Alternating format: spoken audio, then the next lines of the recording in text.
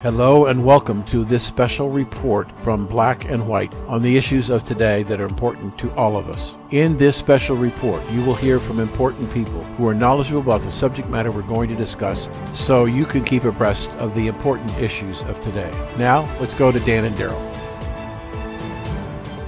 Well, good evening, sir. How are you? Oh, I got my smile back. Good. He was out of touch for almost 6 days on his trip west, and but we got him back, and he's a little rested. But it's been an incredible week. It has been the most disconcerting week in American politics, I think, that I can ever remember in my 76 years. And so we decided that we were going to talk to you tonight. We haven't done that for a while, and we made a promise to you that periodically it would just be Darrell and I. So we have a lot of subject matter to cover. The obvious thing would be to cover what's going on in Afghanistan, and we'll get to that, but not right away. News came out tonight, about 20 minutes ago, concerning the virus, the vaccine, and the CDC, excuse me. The Center for Disease Control, about 3 weeks ago, said that they decided that people with extraordinary conditions would have to take the shot, but the rest of us didn't have to worry about it. Within about a week,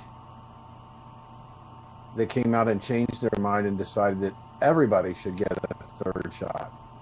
And they reported that the rationale for doing so was that after about 8 months, the effectiveness of the vaccine had dropped from 95% to 65%. Now, that was last week. Today, they're sending out a new message.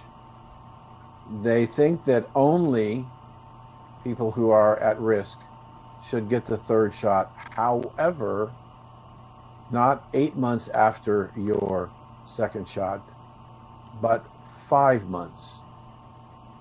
So what yes, 5 months. So now what they're saying is it appears the vaccine is weakening faster than they thought. Now we already know that we were told we're supposedly protected by the vaccine, and now they're telling us we can get the virus even if we've been fully vaccinated. And we can get it, except the difference is that the vaccine will keep us, for the most part, from dying, but we could get sick. And we could get really sick, but we're not going to die. Okay. So they want us to now, they're going to talk about getting people shots 5 months after their first 2 shots. So the question that's bothering me, Darrell, in the last study, the vaccine degraded a third in 8 months. They want us to get it in 5 months. It must have degraded faster than they thought it in 8 months. And so, is it possible that the vaccine, which most people say is not a vaccine, it's a gene therapy, but is it possible that it has no permanent protection, that it literally can go away? There's the doctor that I interviewed on Monday, who will be on the show soon, from Europe, is saying that she believes that the vaccine, the Moderna and the Pfizer vaccines as we know them today, have become ineffective against the Delta virus. And so the reason why we're getting people sick and going into the hospital is because the mutation is no longer the protection they thought it was going to be. My concern is that if we get a third shot, will that accelerate the decline, that we're going to have to be looking at shots more frequently than every 5 months. So there's a lot of, again, misinformation, misdirection. And speaking of the virus and the vaccine, I have to tell you and our audience, I don't know whether they were as angry as I was at the President of the United States talking at a news conference about what was going on in Afghanistan decides to end the press conference, talking about COVID-19 and the vaccine. Oh, it's And the excuse. I've said all along, I've written commentary about it. They're using the vaccine and the virus to scare people and create a misdirection play. And they do that by using the vaccine as the straw man, the Trojan horse, every time the president gets in trouble. And I think it's impossible to confidence in the president. And even people in the Democratic Party, senators, are expressing a lack of confidence and trust in his ability to govern. And so not only do we have a crisis in Afghanistan, do we have a crisis at the border, we have a crisis in the White House. And nobody seems to know what's going on. And the president can't speak articulately. I mean, there was a piece that I saw yesterday, reiterated today, and it took the quote of the president out of yesterday's press conference. Quote, "I've been instructed who I should call on." Those are his words. I've been instructed. Oh, wait a minute. Somebody's instructing the president who he should be calling on to take questions. Who's in charge? That's the first part that I've put out on the table, and we should talk a little bit about it. What are your thoughts, partner? I'm crying over here because you got me going, Dan. You know, I'm a little tired and exhausted, but when it comes to Biden, I think that we're 25th Amendment should come into play. But Darrell, if you do the 25th Amendment, what do you get? Oh, no, we got Harris. Oh, no! Did they stack the deck? Well, the point is that if you want to have Harris under the 25th Amendment to get rid of Biden, she becomes the president. And the question is, because she becomes the president, who is she going to name as vice president to fill out the rest of her term? You want to guess? Oh, we already know. I'm sorry, I got tears running down my eyes still, Dan, because I'm thinking about, could you just imagine Nancy? You're right. That's exactly who I'm thinking about. I mean, she's probably going to lose favor, and they're probably going to lose control of the House in the midterm election. She's out. So does she retire from the Congress, or does she encourage the president to resign? Nancy becomes president. Now, she doesn't automatically become vice president. She has to be a president. She doesn't become vice president. She has to be set aside before Senate Judiciary Committee to see whether she's fit to be vice president.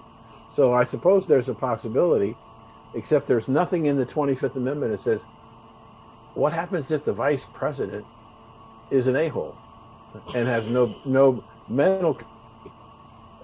So then what the hell do we do next, Darrell? Let's put it this way. I don't see anybody in the current administration that should hold the office of presidency. Not even Nancy. Really? No, nobody. I mean, in fact, which would be kind of funny is, if Harris does become president, you do realize that she has the right to nominate who she wants to be her vice. Right. And just imagine. But they have to be approved. They have to be approved by the Senate. Okay. Hillary Rotten Clinton. There you go. There you Oh go. my God. And will that turn everybody's neck and wondering, where the bullet's going to come from? Or am I going to have to get the shotgun out and put it to the back of my neck? I can't get my arm back that far. That's okay. Just saw it off. Just a sawed off. Yeah. I don't know how I pull the trigger when. Never mind. I think it's all one big state of confusion. We need to have a serious structure in the office of presidency. We need a structure in our lives after dealing with Biden. I mean, the scare of COVID is Biden. I mean, as today I've learned, Biden is the worst president in United States history for one apparent reason. He still thinks he's in the Senate or the House of Representatives, or maybe he's running for school council. I don't know. The bottom line is, we got critical race theory. We got Joe Biden. We got Nancy Pelosi. We got Harris, which the last guest we had on, forgot his name, the doctor, said, he knew her in college. Well, we all knew her in college. People that don't know her in college are the ones that really didn't hang out. We discovered that from him that, they didn't like the black people that they were amongst at Howard University because they were the Caribbean Student Association. So, I mean, there's a lot of issues in the Harris appointment to president. I'm sorry. I think we all just might as well jump off a bridge when it comes to that one. And now we got Biden and his love for Afghanistan and our U.S. soldiers and civilians over there trying to figure out how they're going to get on an airplane to get there. We're going to get to that, but let's go back to the topic at hand. But so then we got COVID. Okay. And he's trying to promote, because Moderna got, approved. He's trying to promote them. And Johnson & Johnson got approved by the FDA, even to the extent that it abandoned its policies and procedures. The rules of the FDA was that on a new vaccine, you have to have at least a clinical trial of at least 3,000 people. I'm going to tell you something that you may I'm sure most of our audience don't know, but let me finish. So the rule is you have to have 3,000 people that you track for 3 years. That survive. You don't have to have 3,000 survive. You just have to track what happens to those people for a period of 3 years. Okay. And they haven't had 3 years; they've had 9 months. So that's another farce. That's another fake. But let me take you one step further. I heard this from a gentleman I interviewed on one of my other shows. He said that there was a control group and the rest of the people. The control group did not get the virus or get the vaccine, and this is specifically the Pfizer vaccine. So the control group, half got nothing, the other half got the Pfizer vaccine. And it was based on the outcome of that clinical trial of those people that they submitted to the FDA for their new drug approval process, which was approved this week. But you know what? All the people who were in the control group who didn't get the shot got the shot. So there's nobody to track out of the control group and what happened to them when they didn't get the shot. So all the data that was supplied by Pfizer to the FDA to get their new drug application, and it was also, by the way, Darrell, before Delta. So none of the information in the new drug application for Pfizer contained any information or any research about the impact of the vaccine on the Delta virus, number one, and number two, the control group who didn't get the vaccine all got the vaccine. So the control group was destroyed.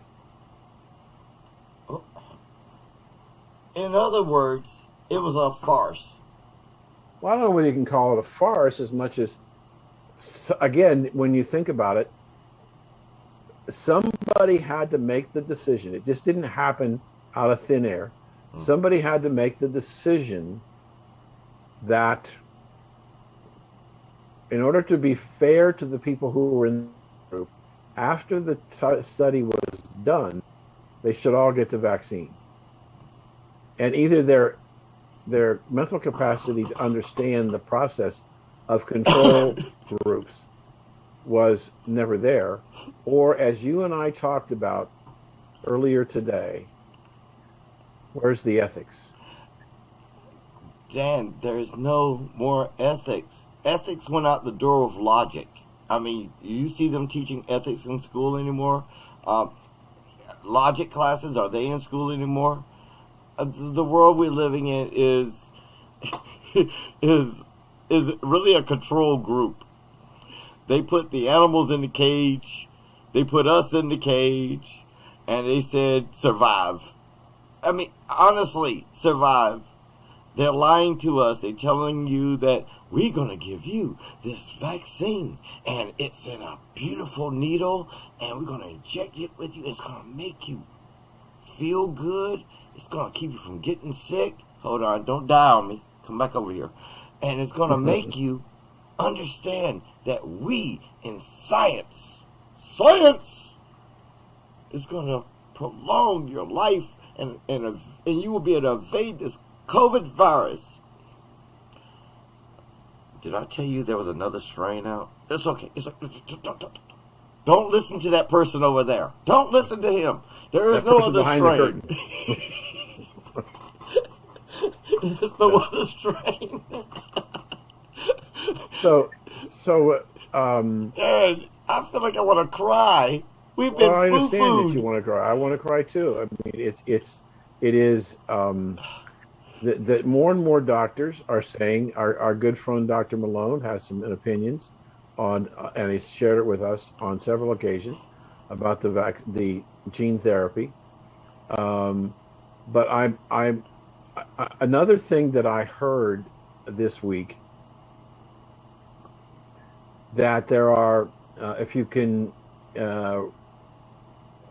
put in your mind a picture, we should have thought about putting that on the screen, but what the profile of the coronavirus looks like. And it has spikes on it. It looks like a tennis ball with all kinds of weird spikes coming out of it.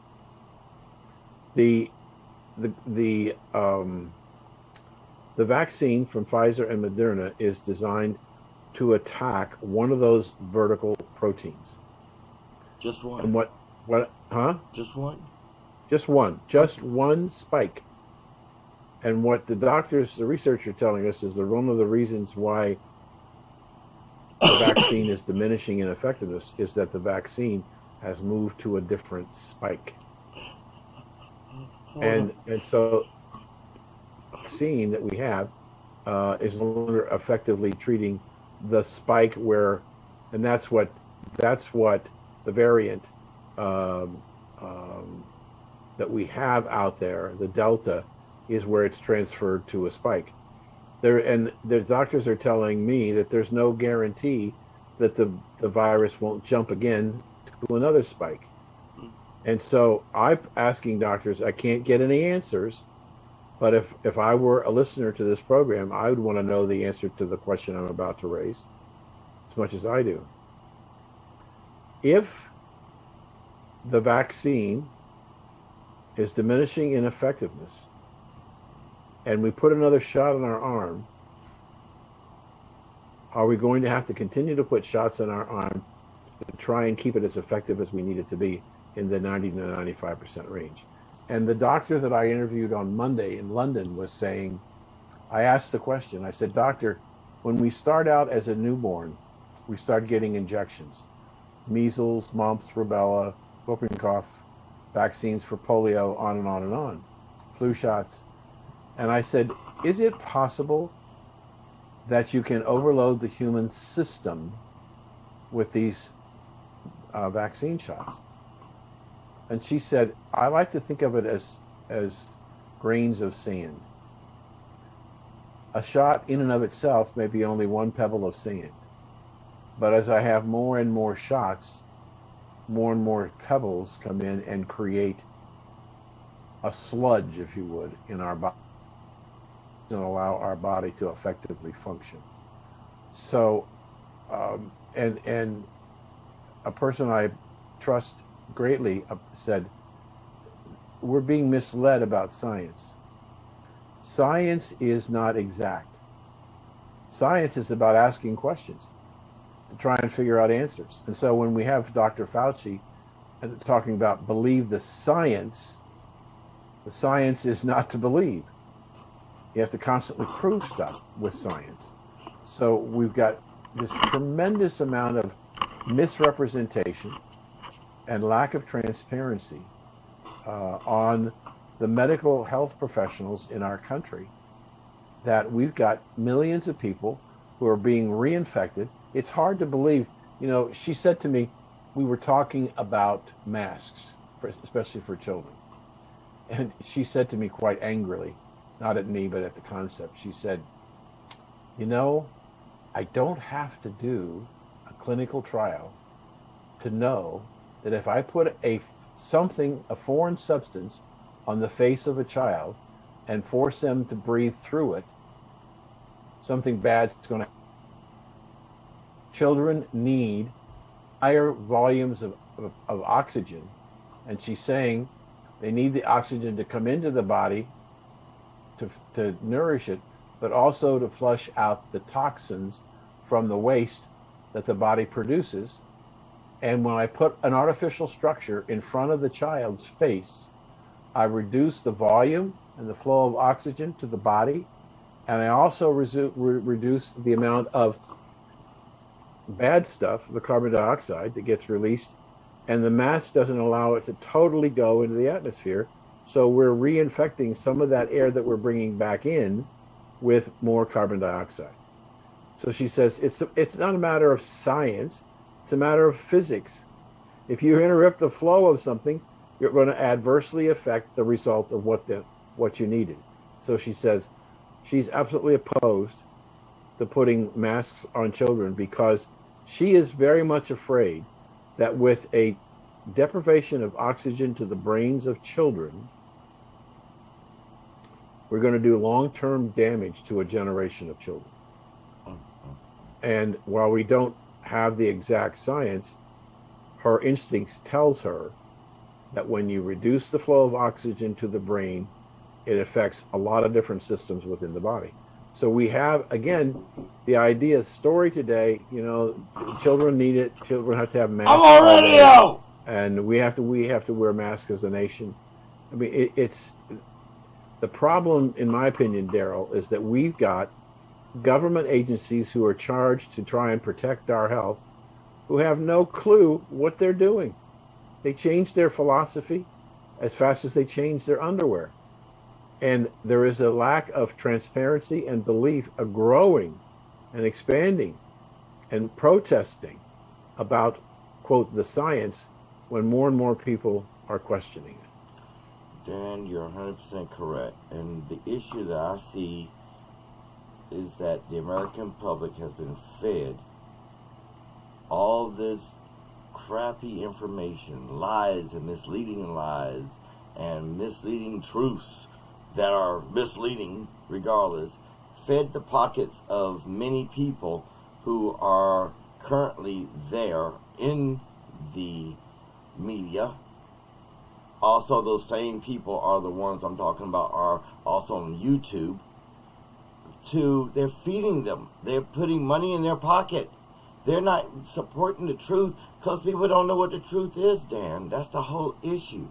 And then when you look at what this country has proclaimed as truth, then we have a bigger issue. And that issue is, what is the truth? I mean, we can't trust Fauci. We can't trust anything that the administration has given us. We can't trust the CDC because they overruled the Supreme Court and told them to sit down in a corner. What's next? What is really next? And as we look at this, we have no choice but to say, who do you want to believe? That's the problem. Who do the American people turn to for advice and counsel for health care? If the doctors if they're holding the party line because that's the way it is, then I question, where do we send them?